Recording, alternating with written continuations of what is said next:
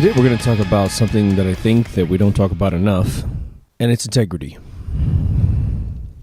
The subject of integrity is really fascinating to me because of a couple things. It seems to be only taught by perhaps religion, maybe, perhaps by your parents or your grandparents, or maybe if you're into kind of self-help stuff, Tony Robbins might teach it, a Carnegie Mellon or whatever his name is, might teach it, but it never just anymore. It seems like it's not taught in school. Integrity is also a very complex thing because in approaching this, I think that I struggle with, okay, integrity is important to me, but how do I organize it in a way that people would listen to it, be able to make sense of what I'm saying for an hour? And it just occurred to me that I was just looking at where I think I've experienced people in the situations that have no integrity. And it seems to fall into those three categories I always talk about, which is self, family, and work. It probably isn't that pure, but I think if we go with those three hemispheres to begin with, we'll be okay. But what is integrity? What is it? Is it being good to people? Is it being honest to people? Is it being a person that stands by folks through thick and thin? Obviously, I'm posing the question like this because the answer is all the above. I think visually, so I want to give you the vision of how I see the world when it comes to generational gaps and the decay of the world. And I apologize if I talk about this so matter-of-factly, but what I think is interesting is that I've recently listened to several people talk about different subjects, and it's as if the entire world agrees that in the year 1990, the whole world started going to hell. Every single area of everything started going to hell. And some people were probably born in that year, so you don't know the previous generations, and so you've learned to live with less resources, less success, less opportunity, less destiny. It's not really like that, by the way. But less music, more debt. Now, some of our listeners have proven that if you just take control, none of this applies to you at all, which is cool. You can live the life that everyone lived from 1989 back to the beginning of greatness as long as you just take control of your life. But the reason why I mention the fact that a lot of folks have said that the 90s have changed the entire game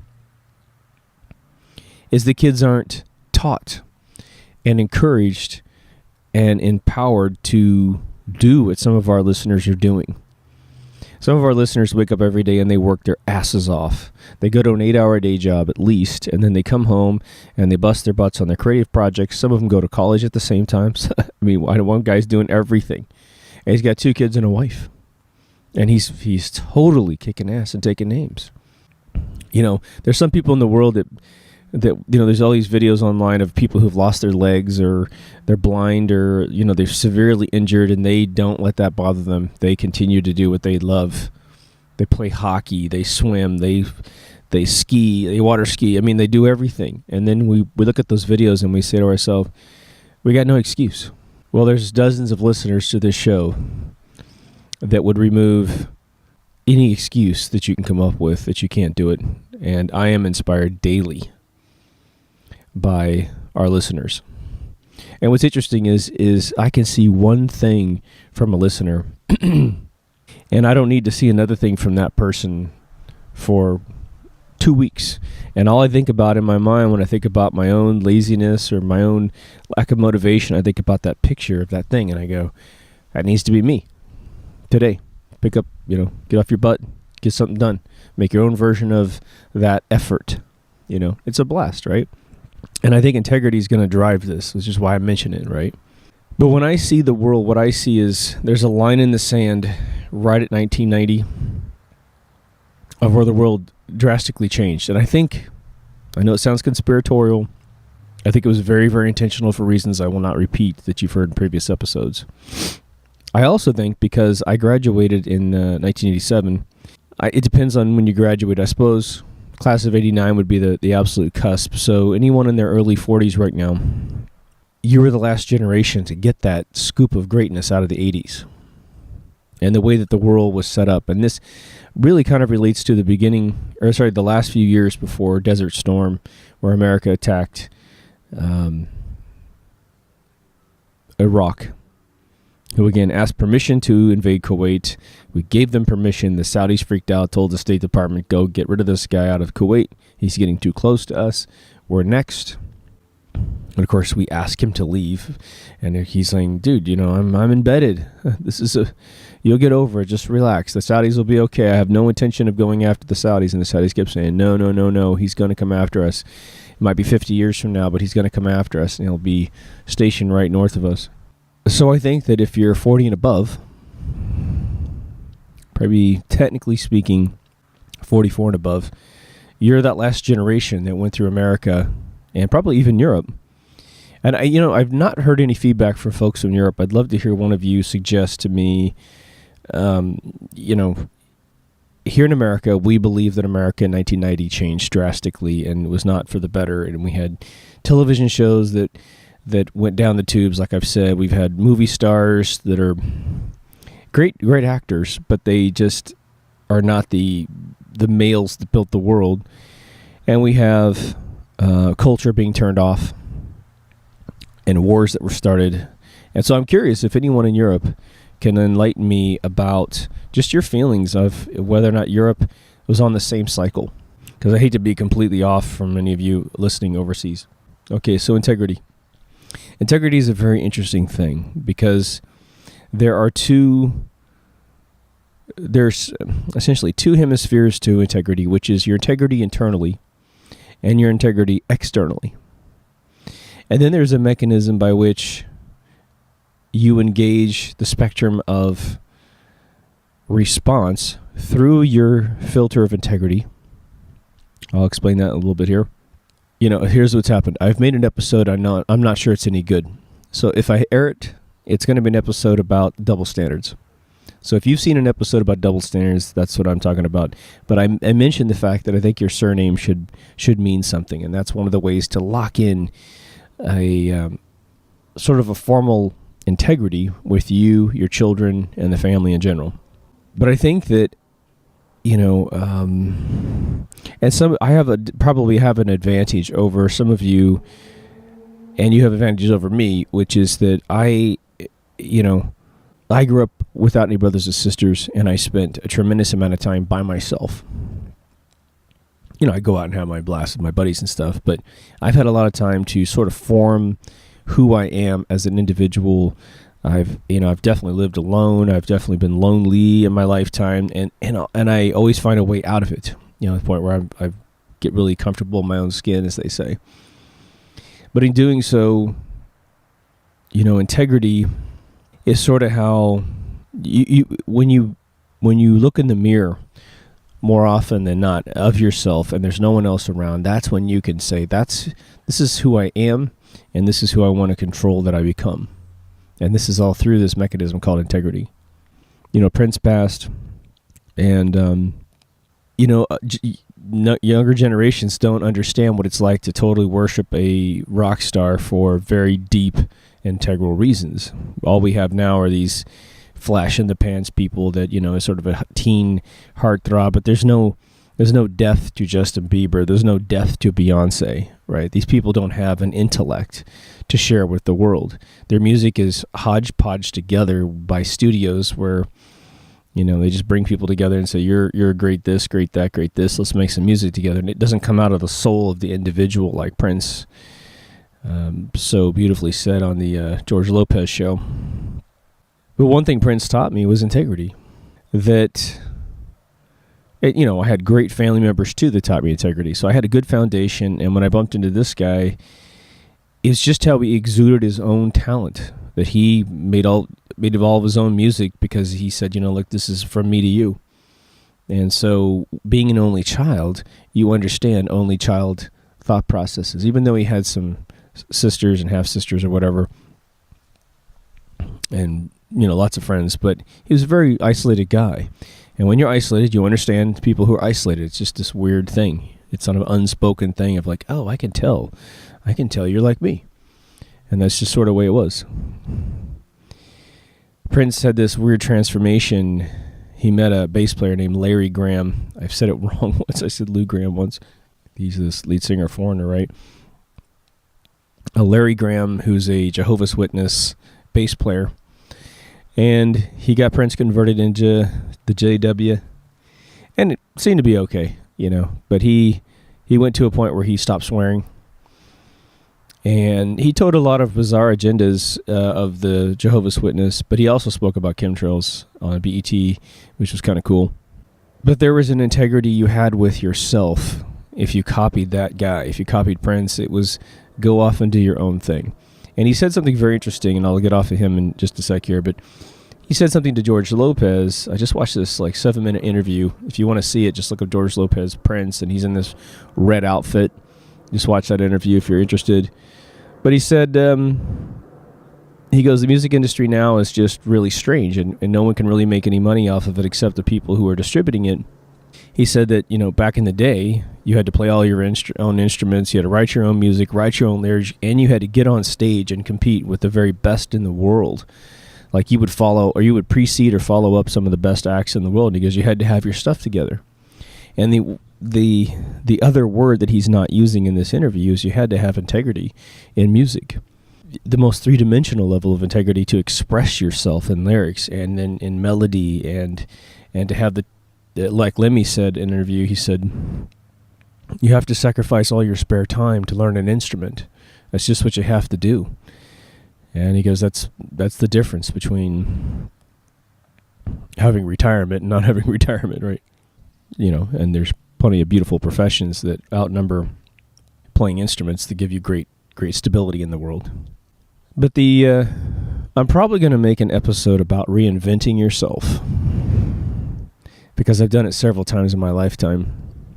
I mean, truly, like changing your look, changing everything about yourself. I'm trying to see if I can come up with an hour's worth of content within that and the true benefits of hearing that. But your integrity model of yourself is something that should only improve over time. Now, you might start off an idealistic youth, and you think that you can change the world and accomplish a bunch of stuff, and then society tries to beat you down out of believing that you can do that. Go back to the episode on law of attraction. You have to, before we can build a really good, impenetrable integrity model for you based on your decisions. It's not my decisions for you by any means. You make all your own decisions, and that's the beautiful thing. You are a creation of yourself. You're your own melody. You're your own song, your own lyrics. And you live every day, as whoever you want to be. It will ebb and flow. It will change. You'll wake up thinking one thing's really important, and maybe you change your mind. Maybe you're religious, and then you lose that religion.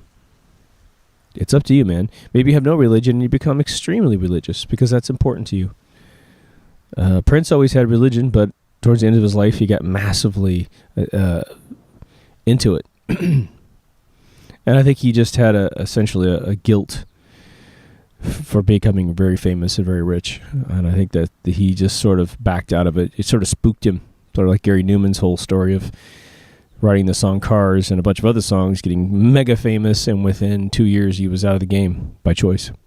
So how do we talk about this? I think the only thing I can talk about, the only perspective I can bring is my own perspective and my decisions about sort of who I've been in my lifetime. In psychology class, I was taught in high school better. I took psychology twice in junior college. And my teacher, Mr. Carl, who just recently passed from CHS in Chanute, Kansas, his education was much better than the ones I got at college. But he taught us the basic principles of Freud. And he said that you have, and you've heard me say it before in episodes a long time ago, that deep down inside you have your id and your ego. And in your id, you really can't change that. That's your super core being, and it's kind of goes without labels. It's almost like your core power source that can be anything, your stem cell of being. Then on top of that, the layer above that is your character. And your character is who you really are deep down inside. And you're actually aware most of the time of your character. Around that, we put a layer of your persona. Christ, I have every vehicle that could be flying over my house right now. I got 2 helicopters. Swear to God. I could have shot a bullet straight up from my head and hit that helicopter. It just flew straight over my head. The reason why I mention these 3 layers of your personality is that your integrity lives within yourself, right? It's no big mystery. They say that your persona sort of is a subset of your character, but we all know that people put on sort of fake personalities when they go out sometimes. We all do it, right? You know, you might be a more rough and tough kind of person when you're at home. You can say a dirty word or whatever, and then you go to work, or you go to your grandparents' house or someone else's grandparents' house, talk to your neighbors, and you don't sit there and swear, and you're not as rough, you're refined, and you limit, right? You take a part of your character, which is all you can ever be, is what you are, and you limit it so you don't swear and you don't frown, So you're always building a subset of yourself. And so, you know, it's not like even if we believe in this 3-layer model, it's not like you can easily go in and change who you are. You can, but you have to practice. That's why I think Reinventing Yourself might be a cool episode, because there's ways of taking that hard surface that is not malleable for most people, right? The seal's really tight, but you can get in there and get it to really flow. And you can really, if you don't let it solidify too much, you can always move it around. But your integrity is inside that character. And my old teacher, he said it's very difficult to change your character. But he was telling me that in the mid-'80s, when it was pretty much a standard formula that whoever you were around 30, 35, is just, you just set it in cement and it just froze and you didn't change. And I was in the Midwest where life didn't change much, right? Buildings didn't change. For hundreds of years, they didn't change. The same people own the same businesses, the same houses, the same everything, fields of various crops and stuff. And so what was accepted as that's what it is. And that's actually fine. It's actually kind of really cool because you usually can get a job that pays the bills pretty darn easily back in the 80s. Today, again, with NAFTA, most of those jobs are non-existent. But whatever job you have in the Midwest, you can usually get to the point where you can sit on your porch and watch the traffic go by as a pastime. But let's talk about some of the elements of integrity, because I've been beating around the bush here. I think that the number one thing that you need to be able to do is be honest. We all know that honesty is very difficult at times. I had a friend of mine who, just to give you an example, we've all been here where I'm about to take it. This shows sort of the double edge of integrity. I'll give you 2 examples. One about dating and one about personal appearance. Personal appearance first. Dated a girl who, for whatever reason, she's just a little thicker. I didn't care. She's beautiful. She's a wonderful person, sweet person, sort of a lifer, one you could keep. But she would, I guess, when she wasn't with me, she would eat bad food. And she would always sort of have an extra, probably, fourth of a body on her body. And it got to the point when I would sit next to her and we'd watch TV, if I'd accidentally reach over to hug her and touch part of her midsection, which is where most of it sat, she'd very lovingly but seriously say, "Oh, don't touch me there. You're touching my fat." And I didn't think about it. I didn't care. I'm with the person I thought was really cool. And I was just really puzzling for me. And of course, it's not something you talk about with the other person. And so this went on for a few months. And eventually, we got to a really nice intellectual point in the conversation where she would talk about it. And she said, "Well, the problem is when I go to work, I'm always bouncing around all these crazy neighborhoods, and so I just have to eat fast food all the time." This person has plenty of money to eat wherever she wants to eat. She makes a good paycheck. And I was like, well, okay, well, and I was just sort of, it's your thing. But I also told her, I said, look, hey, you know what? I don't worry about it personally. I don't look at it. I don't think about it. I said, I trust you 100%. If you want to lose that, then great. So I just totally try to reinforce with her that I accepted her for it. I wanted to have the best. And then, it got to a point where we'd have a conversation and she'd bring it up, and then she would, at the end of the conversation, accuse me of having brought it up, which was just kooky behavior, right? And, that's part of the reason why I kind of stopped hanging out with her, because I was thinking, man, she's projecting on me huge. She brings up everything that terrifies her in her life and then blames me for having brought up the conversation. It's like, I don't want to talk about any of this stuff. Let's just chill out and watch TV, right? So my integrity kept me from saying anything. And I think every guy knows that when a girl says, does this make me look fat? She's setting you up. I'll tell you, if a woman can ask you that and she likes the actual truth, you have a keeper. Now, dating. I had a friend of mine once that I think I mentioned him maybe on a show a million years ago. He had an addiction to dating women and dumping them. And he would get off on their emotional scrambling to get him back. Because he lived a very troubled life when he was a kid. I believe his mother was hooked on crack, literally. And he had to drop out of high school to support his family. So he had a really rough life. He turned out the most jovial guy on planet Earth. It wasn't like he was walking around a rough guy. But he had this Edgar Allan Poe women problem, and the way he solved it was they weren't all dying on him, but he created this weird, tumultuous situation.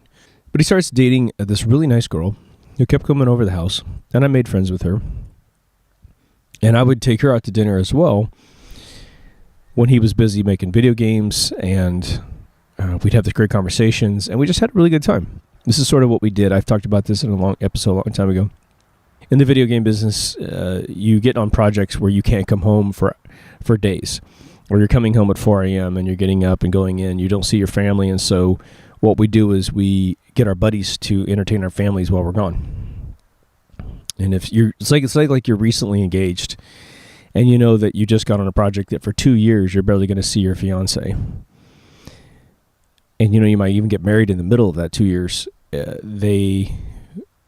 Guys want their fiancés to feel like they're taken care of emotionally, and so we have little parties where everyone gets to come over. Like one of us dudes would be on the outside of the project, and the women would come over, and we would just host them together so they could have dinner and stuff. So it's one of those kind of situations. Anyway, but my buddy would date lots of people at the same time. Let's just put it that way. Often referred to as cheating. But there was one girl that thought she was the girl, and the rest were sort of just fly-by-night moments. Well, it got to the point where he got really, really serious with this girl.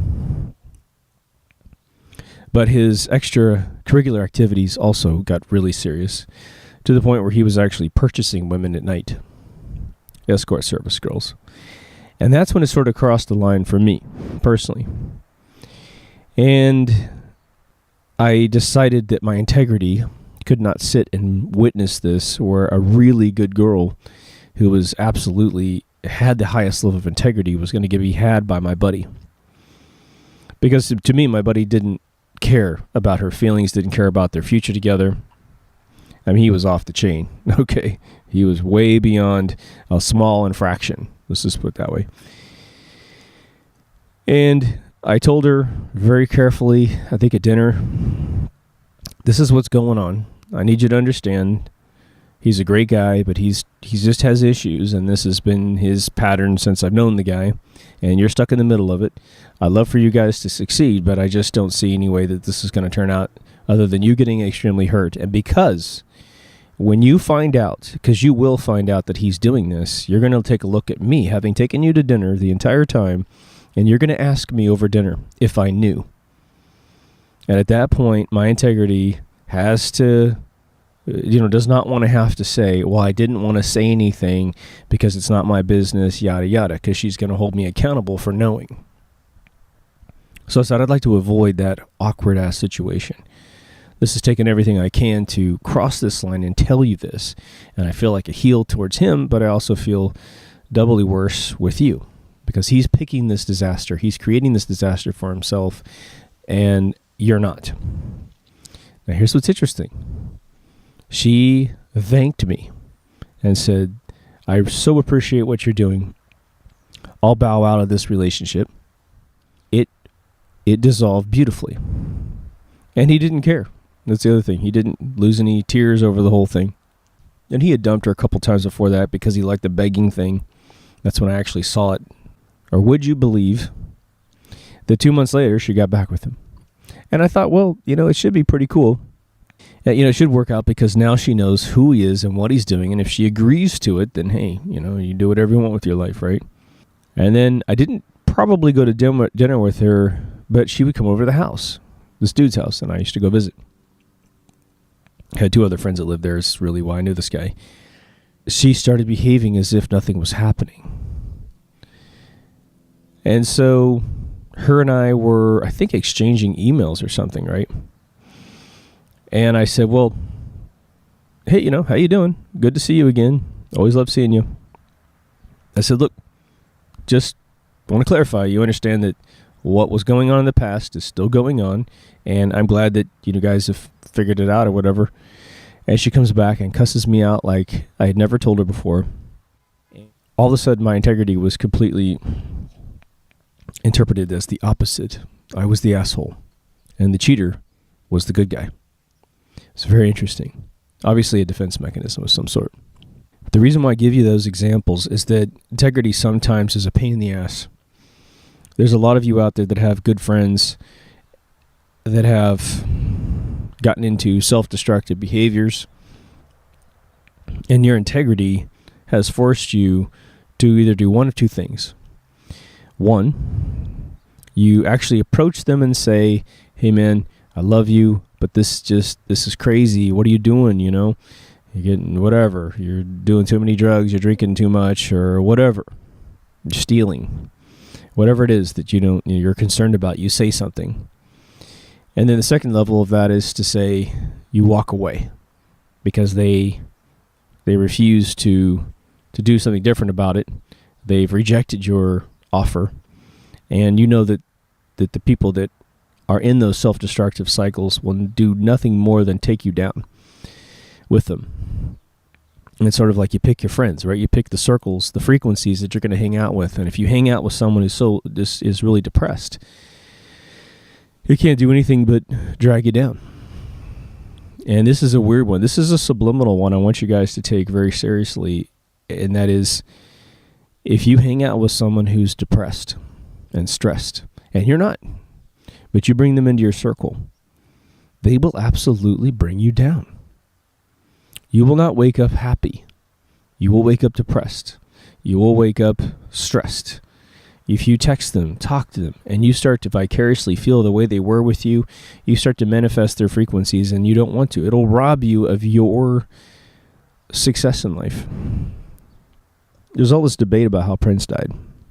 His attorney says he was clean as a whistle, which I think most of us believe. Supposedly 2 of his family members say he was been strung out on Percocet and cocaine his whole life, that he was awake for 5 days before he died. And then there's conspiracies that he talked about chemtrails and Illuminati, and that's why he was dead.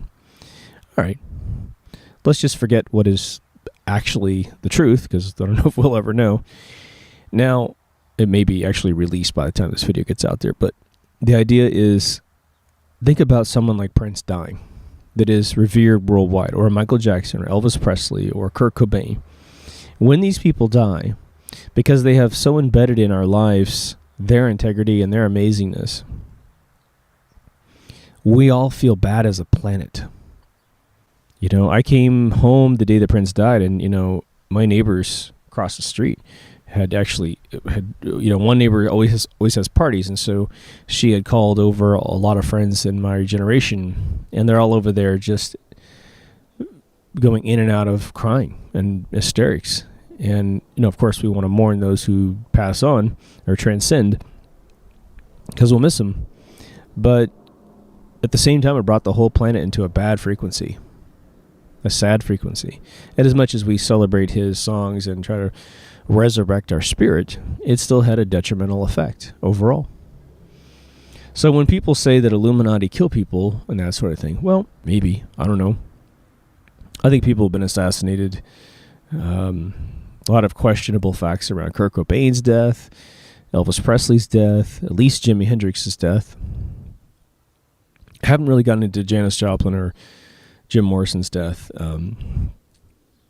John Lennon's definitely gunned down by some Manchurian candidate, copying the same, or actually setting in motion the formula that's going to be used on Ronald Reagan about 3 months later.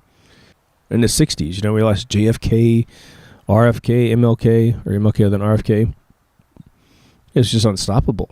Everyone's getting absolutely depressed all through the 60s. So we got to be careful. Now, people have coat of arms that belong to their family names. I want to say just a little footnote on that. If you are estranged from your true origins, be that you're adopted or you don't know, we tend to take our father's surname. I would say this: don't worry about any of that. You should be able to. If you really want to, get back there and find out who you are.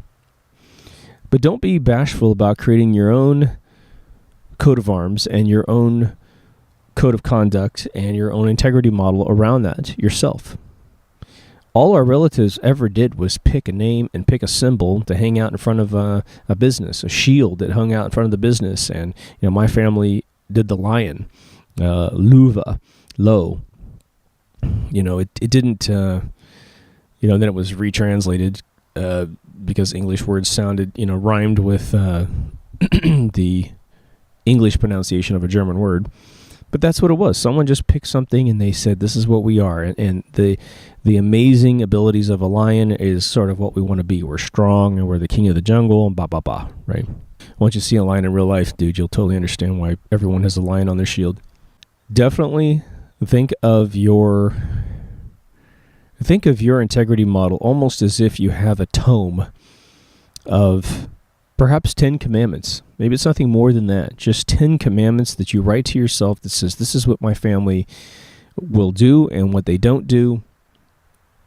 And this will define our actions of who we let into our family circles, our friendship circles, how we cower down, how we stand up for what's right. And we simply won't fluctuate to the best of our ability. Now, none of us, I think, have been in a situation where we had an occupation from another country come in and start, huddling up the masses, as it was said to have happened in Germany when we watch all these videos of Nazis, pretty much emptying streets of certain races. At that point, your integrity model is going to be tested to the maximum degree. The Americans, if you listen to Alex Jones, he's just a fear-mongering dude who talks about, martial law constantly. And it's so funny when someone just learns about Alex Jones, like in the last 6 months, and comes to you, running to you with all of his fear-mongering. And, you're like, dude, that's like a 10-year-old, 15-year-old, 20-year-old story from that guy. And it's never happened. And good luck trying to pull that off. But they get all worried and their frequencies get horrible.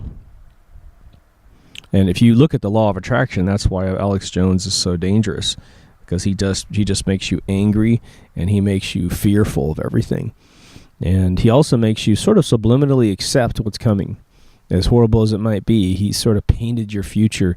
Well, this is the way it's going to be. This is the way it's going to be. It's like some of that has some integrity to it. But I think that the forefathers in the first probably 50 years of citizenship in America, when we gave ourselves freedom and the right to bear arms and protect ourselves from a renegade government, I really don't think that people woke up in 1830 with a huge, chest of terror. They simply said, hey, we're ready to go. And we just knocked out the Europe from America. What little bit of government exists in America is easily toppled by our guns and our know-how. And I really don't think, we fought the Revolutionary War, as I always say, in America for 27 years, built out of citizens that I do not believe had a giant history of fighting wars. And so the kids of today, or some pundits of today who get on television, they say, we wouldn't be able to fight a war today with the kids of today. And it's like, well, I can definitely say there's quite a few that would get everybody killed if you gave them a grenade and said throw it across the street, as they would limp wrist it right down in your foxhole. But there's plenty of people alive in America who are hardened by video games, by actual war, coming back from wars. We have plenty of people to protect this country in case any crazy, George Soros social engineering program came around trying to take our guns away. But it would be our integrity that would tell us what we're allowing to have happen, right? Now let's go into family. As I promised, self-family work. And I'm going to move a lot faster to these other ones, hopefully. With the family, your integrity is to, one, galvanize your children with whatever it is you would put on your coat of arms, code of conduct. My father, like I've said several times, he was always saying things like, Lowe's don't do that. Or if he did something really cool, he would tell you, he goes, spoken like a true Lowe. If you did anything good, he rewarded you with the family name and the family crest. And not physically, but mentally and verbally. And that really, my father barely gave out compliments. And I thought, but he did give them out. That's the cool thing. He did give them out in a steady heartbeat, but he just didn't give them out willy-nilly. And it wasn't that he was, stoic or anything. He was absolutely, my father, Steve Martin, George Carlin, and Richard Pryor all mixed into one guy. And I'm telling you, anybody knows my old man, they go, oh yeah, and you forgot this guy and that guy. But they'd be two other comedians, right? So, we procreate to create copies of ourselves. And I think that most first world country families and parents, regardless of how old you are, you sort of have this quick little feeling like, you see your whole life flash in front of you. And when you contemplate having children, you do contemplate carrying along your family name. But what does that mean?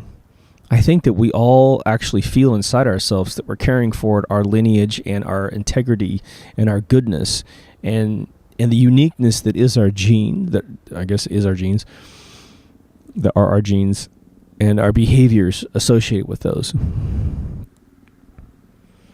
And it doesn't, I know that some of our folks out there, you don't have a connection with your true biological parents.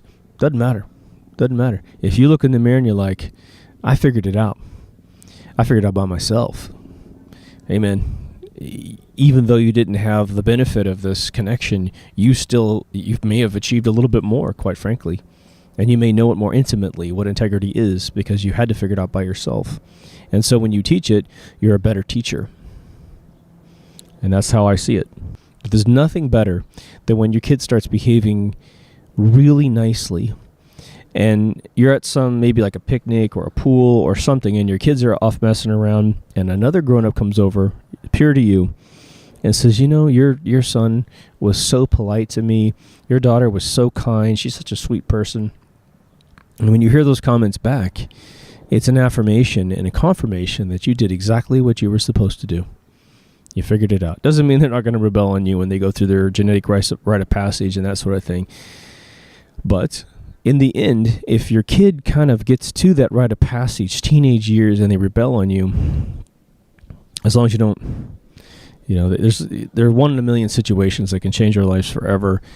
As long as that doesn't happen, and as part of your integrity model, you should need to teach them how to stay alive and how to not take physical risks, and get into cars where people are driving crazy. Don't drink to the point you get yourself in a life-threatening situation. As long as we can kind of get those things into our kids, you can sort of blow off bad behavior or they disrespect you or whatever, because they'll come back. There's this weird phenomenon, I'll just tell you. At the age of 18 to 22, I have seen this weird pattern. I've seen it in my parents as well. Some people do it, some people don't. Some people stay who they are their whole life, and it's much easier to deal with those people because they are exactly who they are. The only negative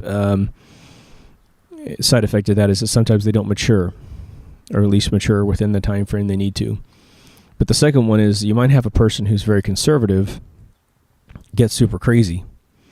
and get into a circle of friends that are super crazy, and then they just naturally slip back to their integrity model before that. And then everyone's wondering how this person got into the clan. And it's the inverse is true as well. So watch out for that one as well. But now, if you have a family, you typically have a spouse. If you don't have the wedding ring, you have a partner of some sort. And this is where we all go through the tumultuous stage of growing up. And it would seem that the years that we attach to our bodies does very little for our mental development when it comes to responding to tough situations under pressure. Here's what I've realized recently, which is sort of the catalyst to making this episode. When we respond to tough situations, and I have been in some super doozies, and I'm sure you have too. I know that I know that I've experienced a lot of things that other people haven't, but then again, I assume that there are different flavors of the same exact thing that other people have experienced way worse. And so I feel very fortunate to probably not have experienced some of the more emotionally tough situations, right? But I definitely have had super bad behavior come out of me. I've been angry at my partners, the chicks that I would live with. And you look back sometimes and you're like, damn, I wish I could erase that response that I gave. And here's what I think I've discovered. And the catch-22 is that I think I've got a pretty good integrity model. And then at the same exact time, the double-edged sword is that my sword has a really good integrity angle that cuts through the BS. But at the same time, it causes me to be frustrated when I do not see the reciprocal integrity in another person. When I think it's sort of like the 10 Commandments, those basic food groups of behavior. We don't do this.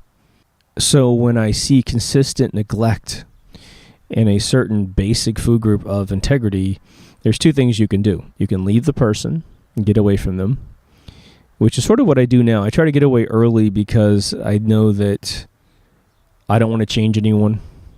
At my age, if you have really deep-rooted bad habits, hey man, you're not going to change most likely.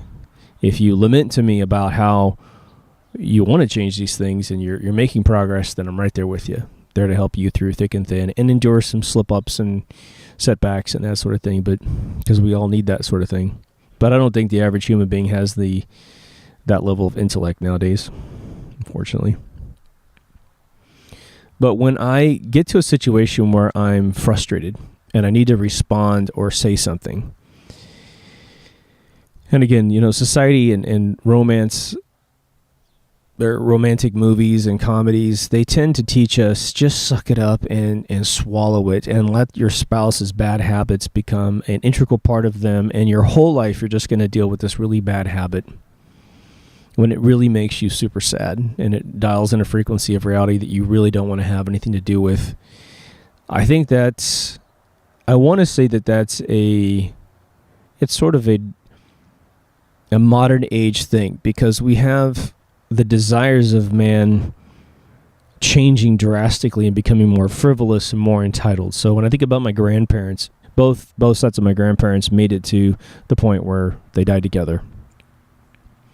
And all my other friends in my hometown all have grandparents that all made it to their end. How did they effortlessly make it to the end and divorce wasn't common? And I knew them, so I knew that they weren't unhappy. It wasn't like they just stayed together because the Catholic Church said you don't get divorced. No, they really stayed together. And for the most part, most of the families that I met in their 80s and 90s and beyond were super duper happy together.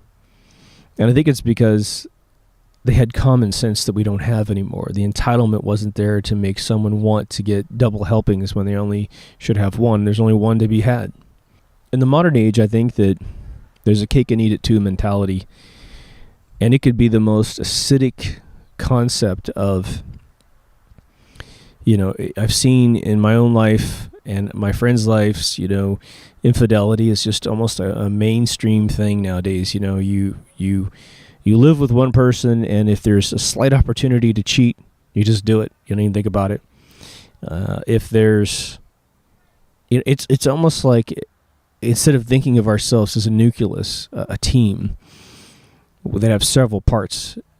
I feel like there's just a lot of couples that are out there where the individuals feel like they are their own islands and they never want to have occupants from their family touch their soil, right? So it's sort of like three little islands, one for the kids, one for the wife, one for the husband, and you're just sort of waving and shouting across this shallow water to each other. And if you start walking towards someone else's island saying, "Yeah, I want to be with you," they're like, go back, you're not supposed to, I'll meet you in the middle. And so everything's isolated. At the same time, we don't want to create ridiculous dependencies where codependency becomes a way of living as well. So there's definitely a balance there. But here's what I'm trying to get to. When we find ourselves in a difficult situation, what I think my mind has been doing, and I've just sort of tried to watch it, I try to watch my brain respond and figure out why I might react. And luckily I've done really well for the last couple of years, but when you react to something and you don't regret it, or actually should say when you do regret it, when you go too far, it has to do with this mechanical process. This is sort of the big thrust of this episode for my mind. We preconceive, let's say that you're in a situation and we slow time down. We actually totally pause time. Or moving like, a few seconds is every 10 minutes, There is a spectrum of allowed reaction. Like a light spectrum where you see like a color go from hot red to like cool blue. There's a spectrum in our mind of how calm and cool we can be when we respond, and how absolutely hot and crazy we can be as a result of this. To say, well, if the betrayal of this moment, let's just say, gets really, really high, then I get a wider spectrum of the red, which might be, super angry, yelling, shouting, cussing, whatever, pulling out the past to hurt somebody, just some crazy level of response. And I think in America especially, because we're sort of taught the second we have a thought, we say it.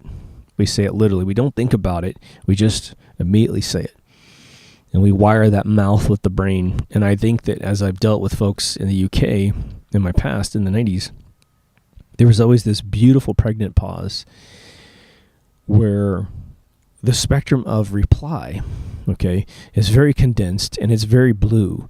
It is you, even in the most horrifically angry moment of your life, my British friends traditionally have had this, well, if what I am feeling is outside the spectrum of response that I'm allowing myself to have, I only want to have cool, constructive responses. If I'm having a deep red thought that I'm furious, then they simply won't respond. Or they'll let you know that it's not a good time to talk about it, that they are extremely frustrated. It's better if they think it through to the point where they boil down the moment out of the red into the blue spectrum of what they can respond. I hope this makes sense. But essentially, I think my brain instantly comes up with what's acceptable, and then I live within that spectrum. But I think that my mistake in the past has been I have brought to the table in the spirit of honesty the full spectrum of how I'm feeling, and I'm too literal with my response and how I'm feeling instead of boiling it down like more recently, where I sort of, the whole count to 10 thing, you calm down and you cool off the emotion back to a flavor that is more digestible, definitely more appealing.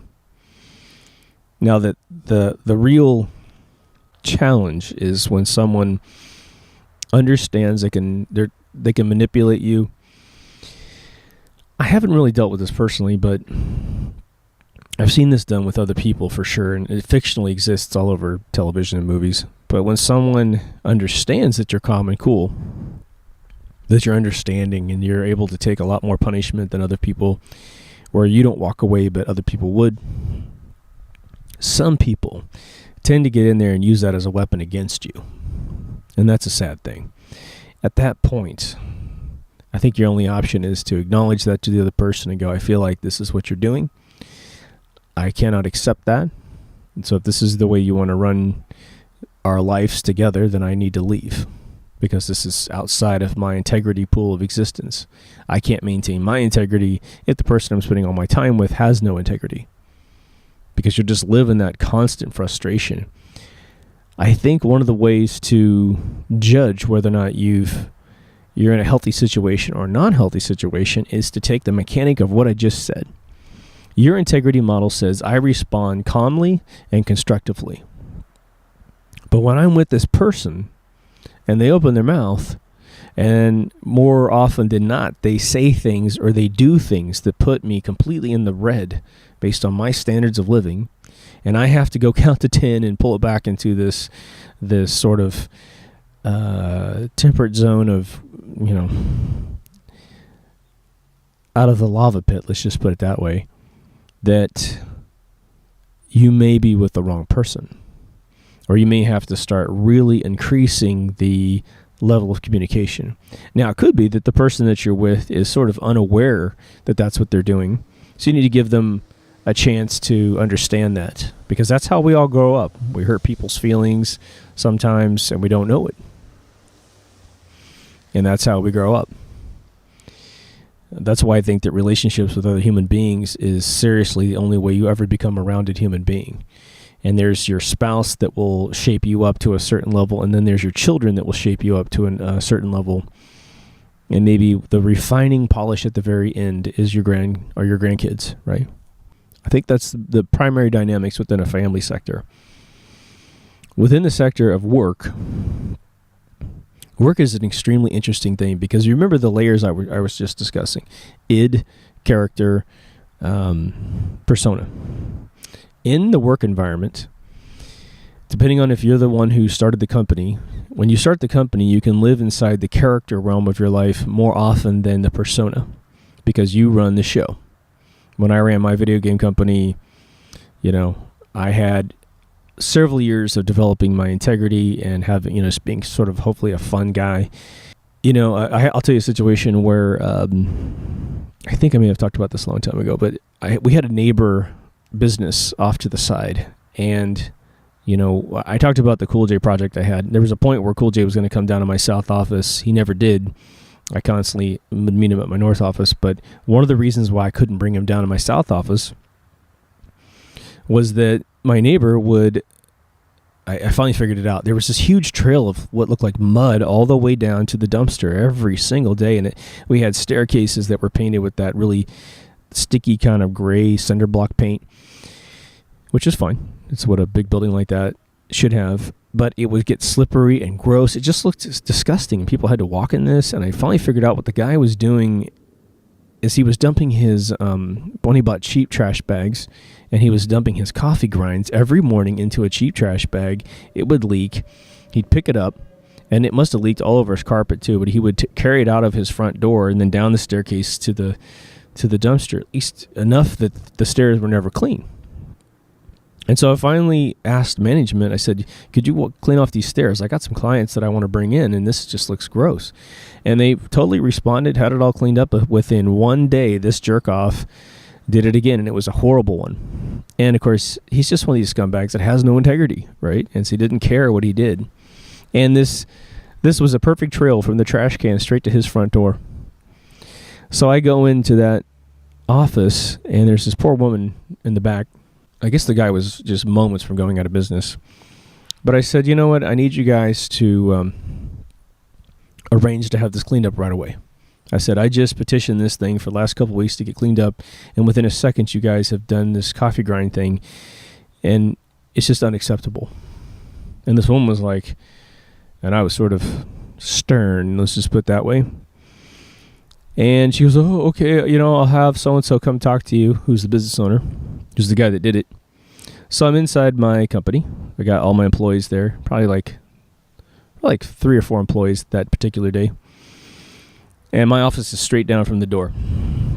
It's like a big submarine, right? So I can see the light. It comes in. We kept our company pretty dark because we're doing video games. And here comes this guy. And I can tell that this guy is really used to bullying probably his own employees. He comes down the hallway, and he's starting to kind of talk bossy. Beyonce would be proud. Starts talking bossy.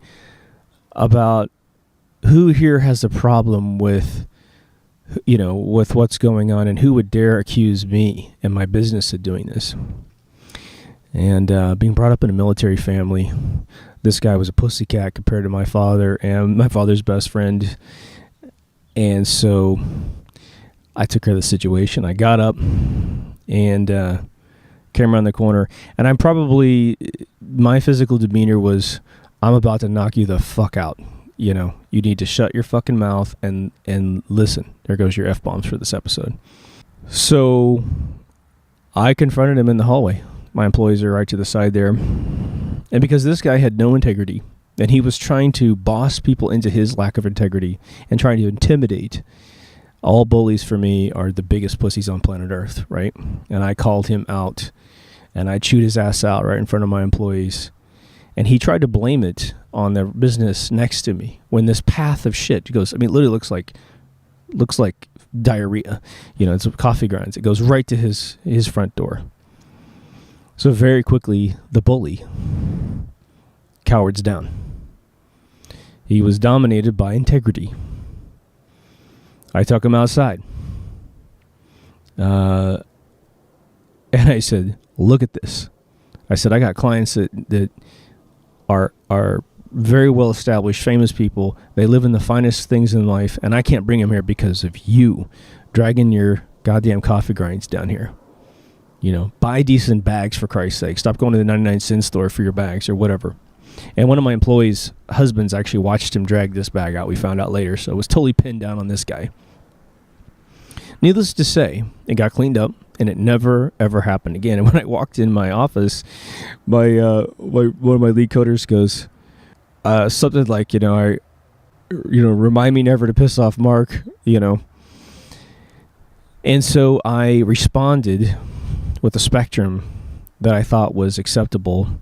And because this guy crossed the line of bullying, being a single, an only child, and being, having gone to 7 different schools before I graduated high school, and then doing 30 years in California, I've had my run-ins with bullies, and I've seen how they collapse. No matter how big they are, it doesn't matter. When a person starts acting like a bully, they typically are acting from a sense of insecurity, because someone who's got security and integrity, they don't need to behave like that, because they know they can get done what they need to get done by behaving like an adult, right? But that was different. I gave you that super duper example because if you run your own business, you can do crap like that. Now, if I was a manager at this company and I wasn't the owner and I behaved like that and I called that guy out, he could back down, but he could also sense that maybe I wasn't the guy in charge, and he could go to my boss and then complain. And because it's between his word and my word, it would then become a thing. And my boss might just simply go, you created a situation that I had to deal with, and I didn't want to deal with that situation. Regardless if you're right or wrong, I had to deal with this situation. So if I was a manager somewhere, I wouldn't have copped that attitude. I would have lived in the persona of myself. And within reason, my personality, honestly, I would probably pop no matter what. But when we go to work, we can create these beautiful personas of ourselves. Now, I would say that my advice is not to change your persona too much from your character. Build a character, a true inner core of what you are based on who you really are. And that way you never have to lie. There's always going to be that, hey, I swear when I'm by myself and I don't swear when I'm around others. That's fine, right? But integrity is the missing ingredient from society today, at least in America. Not in every single region of America. Again, the Midwest, if you live in a tiny town, like I've said, integrity is enforced. You act like a jerk downtown to somebody anyone really, but you're going to a business that is acting absolutely integral to you, and they always do. In my little hometown, there's not a business you can walk into where they won't treat you like a bar of gold. And so if you find a reason to be upset, it's probably your fault under most circumstances.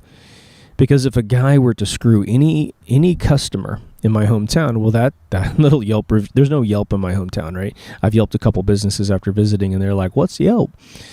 Because they don't need it. Yelp is the word of mouth in my hometown. And when we had smaller collective communities, that's what Yelp was. We didn't need Yelp. Now, I love Yelp because it helps us communicate to the management of businesses that we weren't satisfied with something, or that they did a fabulous job, that their integrity paid off, right? So the last thing I want to say before I shut this down is I don't want any of you to have to live a lie that's negative. When I talked about the law of attraction and the games that you can play with law of attraction, you have the ability to maybe fib to yourself about a world that you want to be in, and you start resonating towards that positive frequency, right? That's okay. I totally support you in that one. Get creative with that one. But if you are in a situation where you dislike either the persona you're putting on top of your character, or you like your persona but not your character, the law of attraction would simply say the following: be whichever hemisphere that appeals to you most. Try to find a way to be calm and cool. I'm going to say a little thing. It's going to sound really stupid. It's going to sound egotistical, narcissistic, but I think it might have some value here. When I followed Prince in the 80s, and if that episode will be out before this one, and I talk about the fact that copying him was to do your own thing. The one area you could copy in that guy, just verbatim, was his level of coolness.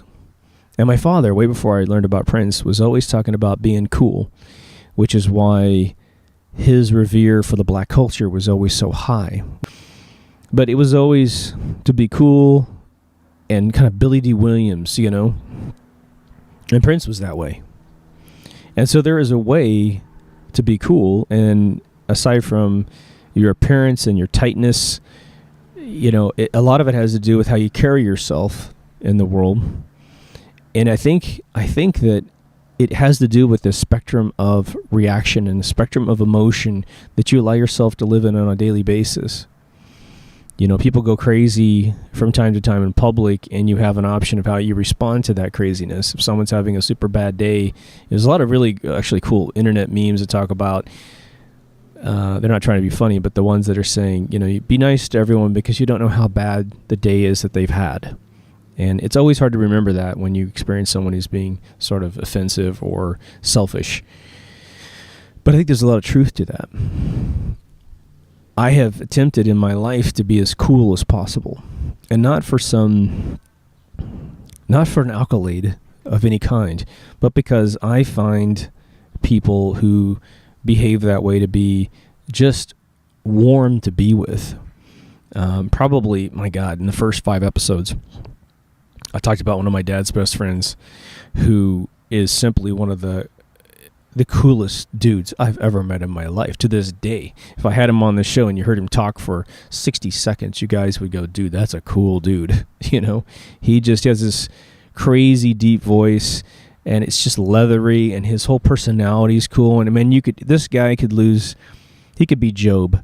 And you could beat this guy 5 minutes after he lost everything, his wife, his kids, his job, his crops, his animals, whatever, and this dude would still be the coolest dude on planet Earth, just because his spectrum of response is just cool to cool, And I'm sure he feels pain and aggravation like all of us, but he just simply told himself, I'm not going to let it get to me. And I think Prince was that way his whole life. Prince is frustrating to listen to in interviews because he chooses his words so carefully that even with his amazing vocabulary and history of expression, it takes him forever to say anything back. And he usually picks the least amount of words to reply to any question that he's asked. And you kind of want to hear the guy just talk normal. Just talk for an hour. Just talk, right? So I just want to suggest that you find your cool.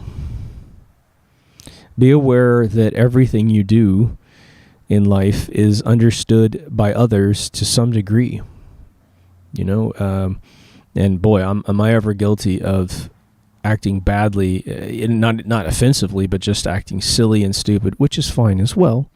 But what I tend to do is what I think Prince did, and it wasn't intentional whatsoever, but you talk to people who know Prince, And again, I've got a best friend of mine who is best friends with one of his band leaders from the 90s. And they always said, this dude will talk your ear off. Prince will talk your ear off for hours until you simply cannot talk anymore with the guy. And you're like, shush, I got to go to bed. And I think that that's funny because, obviously I talk on these shows for a long, long time, but I'm sort of the same way. If you meet me in public, maybe I'm in the mood to talk a lot. Maybe I'm just in the mood to be calm and cool and relaxed. If you're engaging and you really need information or you want to debate something, my God, when I go to my smoke shop, the gentleman that owns the place, Vance, we talk for hours.